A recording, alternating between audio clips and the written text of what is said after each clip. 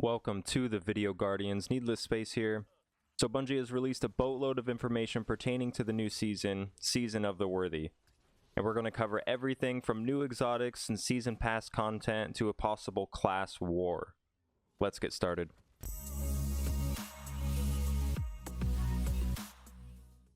So first off, let's talk about where the story is actually headed. In the last season, we left off with us once again defeating the Red Legion and taking back control of the Sundial. Now in the new trailer, it shows the Cabal destroying the engines on their giant ship, the Almighty, the one that was siphoning energy from the sun, but not before setting its course to EDZ, hoping it will plummet into the city. Now the fate of the city rests in our hands in an attempt to power up the ancient war mine Rasputin in hopes it will save us from destruction. Now if you take a look at Bungie's website, there are 3 topics when it comes to powering up Rasputin. The first one says, time is running out. Race against time to save the last city from destruction. So without any more information, we could only speculate on what they mean by this. And if I had to take a shot in the dark, it could be some sort of Sparrow checkpoint activity where we're literally racing on our Sparrows, or maybe just an event that we have to complete a certain amount of activities through a certain time period. Or it could be neither. I could be completely off. Now the second topic says Seraph Towers. Join fellow Guardians and prepare Rasputin's defense in shared public events. Now, of course, this means they're going to be a new type of public event, which I believe you can actually see in this clip here from the trailer. But I found the choice of words interesting. Now, I might be looking into this a little bit too much, and this is only speculation, but it seems like they might be linked to a community goal similar to Fractaline donations, how we had to donate to get the Empyrean Foundation to raise the beacon. Maybe it really is up to us if Rasputin saves the last city or not. Now, the third topic says, Bounties and bunkers. Rise to Rasputin's challenge and clear bunkers throughout the system to re-establish communication with the Warmine. Now, this is probably linked to the main storyline. It sounds like we'll be clearing out bunkers, probably with high-profile targets, and maybe some new weekly and daily bounties along with them as well. Now, if you haven't been living under a rock or hiding in some loot cave, you've probably heard about Trials of the Osiris returning with this new season as well. Something the community has actually been asking for a very long time now, especially you hardcore PvP veterans. Comes with some weapons and maps that are actually returning from Destiny 1, and a cool effect where your armor will actually glow if you've gone flawless throughout the week. This mode will be available to free-to-play Guardians as well. And if you haven't already watched it, my previous video goes into more detail. Now, the new season is also bringing us some new exotic weapons. One being Tommy's matchbook, an exotic auto rifle which looks actually really cool, somewhat like an old school Tommy gun.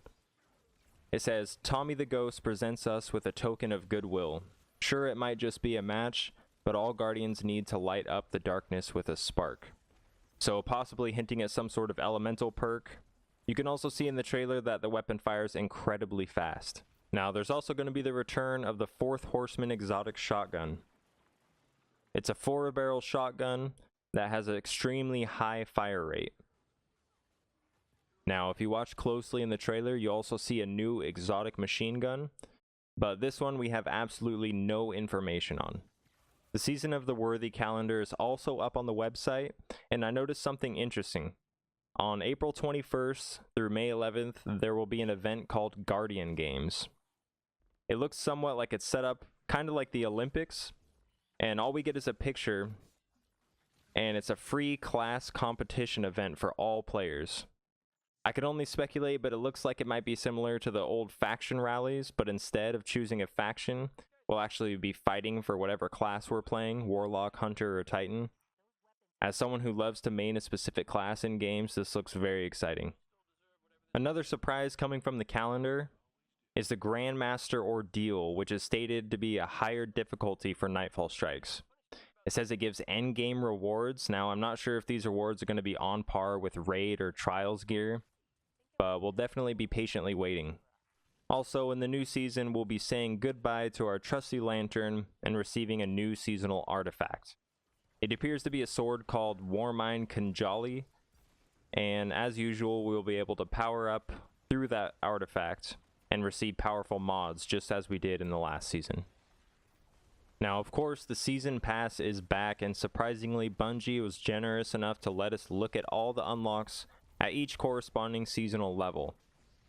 Now, the season pass is not required to participate in Season of the Worthy. You'll still be able to play through the main storyline, participate in new Seraph Tower public events and bunker activities, jump into trials for the weekends, pick up the seasonal artifact, and work towards getting the seasonal armor and new exotic auto rifle, all without paying for the season pass. Now, if you do decide to pay a little extra and get the season pass, you're going to get a lot of content along with it, including a new weekly challenges, legendary lost sectors, an exotic quest line. You'll be able to instantly receive the new seasonal armor and exotic weapon, new triumphs, bounties, and lore, increased XP gains, and more season pass rewards upon leveling up your season rank. Well, I think that pretty much covers everything we've been shown so far. I cannot wait till next week. If you guys enjoyed the video, please leave a like, comment, subscribe, share the video. I'll catch you guys next time, and as always, good luck and have fun.